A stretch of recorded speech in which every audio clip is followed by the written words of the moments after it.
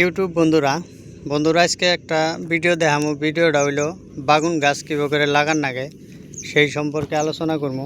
আপনারা ভিডিওটা শেষ পর্যন্ত দেখবেন বলে আশা করলাম। এই যে ভিডিও দেখতেছেন বাগুন ক্ষেত, এই বাগুন ক্ষেত কীভাবে করে করলো মালিকে বা খেতিয়কের কাছ থেকে শুনবো।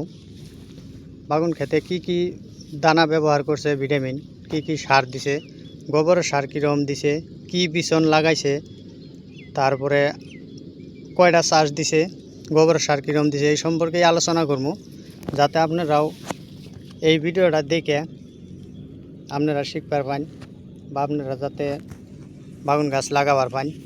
কতা আনি মাটি লাগাইছে, কয় বিঘে, তাও আলোচনা করবো।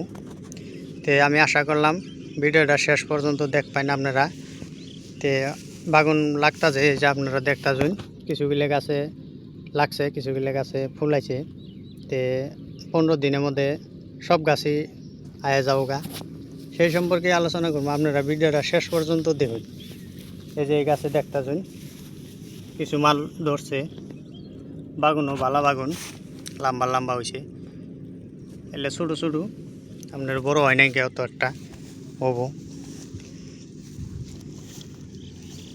এই যে আপনার ভিডিও দেখতেছেন, ভিডিওটা আপনার করে দেখাইতেছি কত সুন্দর বাগুন গাছ লাগাইছে, বাগুন গাছ হয়েছে। নিশ্চয়ই আপনারা ভিডিও শেষ পর্যন্ত দেখবেন বলে আশা করলাম। কি সার দিছে সেই সম্পর্কেও আলোচনা করবো। তারপরে চাষ কয়টা দিছে আলোচনা করবো, গোবর সার কীরকম দিছে। আপনারা শেষ পর্যন্ত ভিডিওটা দেখুন।